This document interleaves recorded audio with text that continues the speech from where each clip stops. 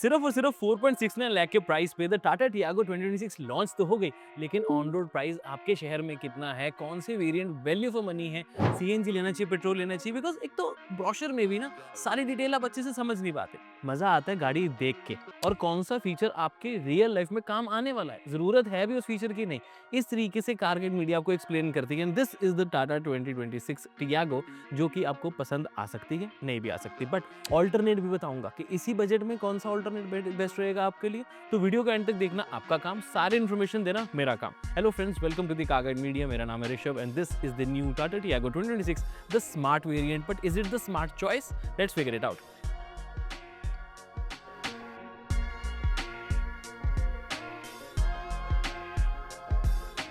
सबसे पहले सबसे बड़ी चीज़ देखो इस गाड़ी के बारे में कि साइज़। इस प्राइस में जहाँ पर हम बाकी गाड़ियों में देखते हैं दूसरे कंपटीशन में, तो वो कंपैरेटिवली छोटी गाड़ी वाली फील देते हैं, बट जस्ट बिकॉज इसकी लेंथ ज़्यादा है तो वो छोटी नहीं, थोड़ी सी अबव सेगमेंट वाली हैचबैक का फील देगी। पहली चीज़ जो मुझे पर्सनली अच्छी लगे। अब अगर ओवरऑल अगर इसका लुक ही देखोगे तो नया वो 2D लोगो टाटा का, ये लोगों को थोड़ा पसंद आ रहा है। ये पियानो ब्लैक फिनिशिंग जो एल्ट्रो से इंस्पायर्ड लगती है, यहाँ पर जो 360 डिग्री कैमरा की हाउसिंग है, ऑफकोर्स कैमरा यहाँ नहीं है बट उसे क्लोज रखा गया, और ये नया डुअल टोन बम्पर भी। अब इसमें फ्रंट अगर आप ओवरऑल लुक देखेंगे तो आपको ऐसा लगेगा नहीं कि यार मैंने कोई बेस वेरिएंट ले लिया। पहली चीज़, जब तक आप लाइट नहीं ऑन करोगे तो लाइट अभी ऑन करके दिखाता तो आपको एक आइडिया होगा। बाकी जो ये एयर कर्टन्स हैं ये फेक हैं, नीचे फॉग लैंप्स की हाउसिंग है, आप कंपनी से लगवाना चाहें तो लगवा सकते हैं। ज़्यादा कॉस्टली में नहीं आएगा बट शोरूम में आपको अच्छी प्राइस मिल जाएगी। बट अगर शोरूम पॉइंट से सोच रहे हो तो मैं आपको इस वीडियो में ये भी बताऊंगा कि कौन से शोरूम से आप ये गाड़ी परचेज कर सकते हो। 155/80 R13 इंचेस के ये स्टील व्हील्स आपको मिलेंगे। व्हील कवर्स इंक्लूडेड नहीं है, बट अगेन थोड़े से पैसे और देके इस पे स्टील कवर्स लगवा सकते हो। बट एक चीज़ का ध्यान रखना, ये एक चीज़ करवा लेना, क्योंकि उसी के बिना ना फिर वो बेस वेरिएंट वाली फील आ जाती है, और काफ़ी कम प्राइस में आपको मिडिल वेरिएंट वाली फील आ जाएगी। बस अगर आप ये पूरा उसके ऊपर व्हील आर्च देख रहे हो, इसके ऊपर छोटे छोटे डॉट्स जो नजर आ रहे हैं, ये इसलिए क्योंकि ये रिसाइकल्ड मटेरियल से बनाई गई क्लैडिंग है। तो टाटा मोटर्स ने थोड़ा सा सस्टेनेबिलिटी पॉइंट से भी सोचा है और डिजाइन पॉइंट से भी। जो ओवरवीएम है वो आपको मैट ब्लैक यानी कि ब्लैक फिनिशिंग के साथ ही दिखेगा, बॉडी कलर नहीं है, ध्यान रखना।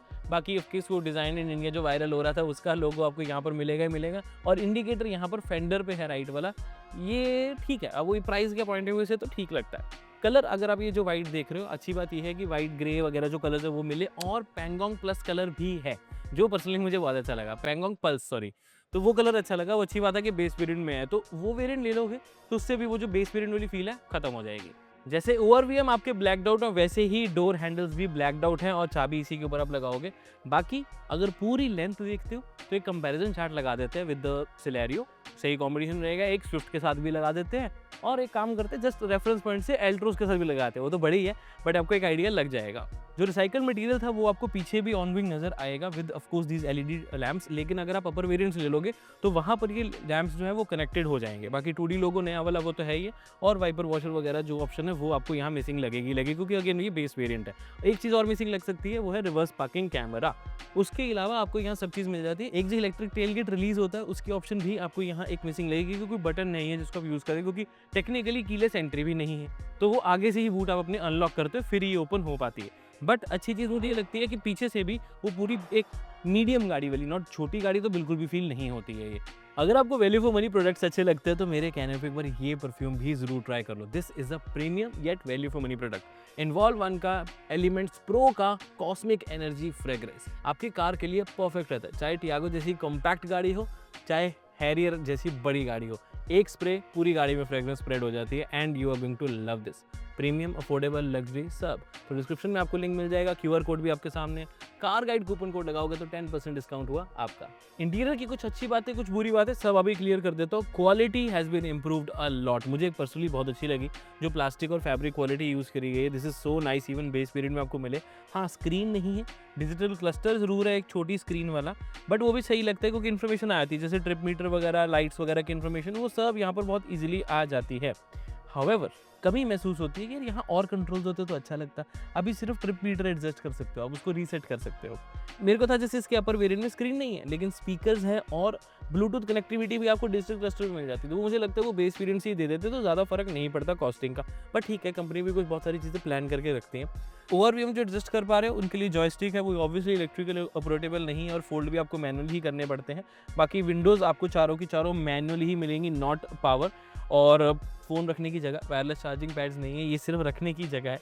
Manual AC, 5 speed manual transmission, hand brake proper, यहाँ पर स्टोरेज मिल जाती है। 12 वोल्ट का सॉकेट एक पीछे दिया गया, क्योंकि पीछे किसी तरह का कोई और वेंट या एसी वेंट, कोई टाइप सी पोर्ट, ये सब नहीं मिलता इस पर्टिकुलर वेरिएंट में। बस जो चीज़ अच्छी लगी है वो ये लगा है कि quality is really good. 20% recycled material यहाँ भी यूज़ किया गया है, दिस इज़ ऑल्सो नाइस। यहाँ पर भी आपको प्रॉपर एलईडी लाइट मिलती है। हाँ, बाहर एलोजन है बट अंदर एलईडी है। आपको 5 स्पीड मैनुअल ट्रांसमिशन के साथ जो इसका 1.2 लीटर का इंजन मिलता है, दैट इज़ ऑल्सो नाइस। थोड़ा सा एनवीएच का इशू रहता है उसमें, यानी कि वाइब्रेशंस हैं, but insulation is good.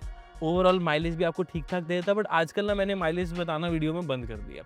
Ethanol blending से लेकर क्या रेट अभी फ्यूल का चल रहा है, कोई क्लैरिटी उसके ऊपर प्रॉपर होती ही नहीं।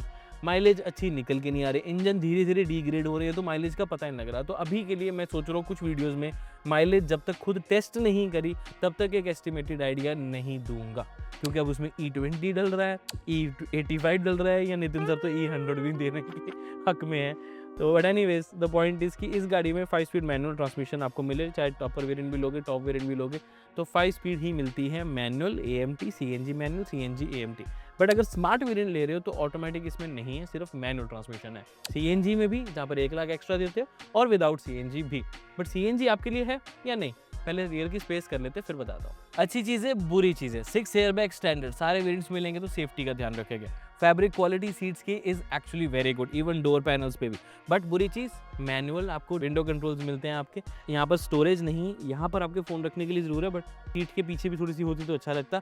हम पिस डिसेंट साइज़, तो 2 ही लोग कंफर्टेबली बैठ पाएंगे, 3 लोग तो नहीं बैठ जाएंगे। बैठने को तो पीछे 4 बिठा लो, जो कि हम रेकमेंड नहीं करते, 3 ही बैठो। सीट बेल्ट आपको प्रॉपर तीनों के लिए ऑब्वियसली मिलेंगी। माई हाइट इज़ 5'8", तो उस अकॉर्डिंगली आप हेडरूम का आइडिया भी लगा सकते हो। बट द प्रॉब्लम इज़ कि यार बेस मैं कहूँगा थोड़ा सा अवॉइड ही करो।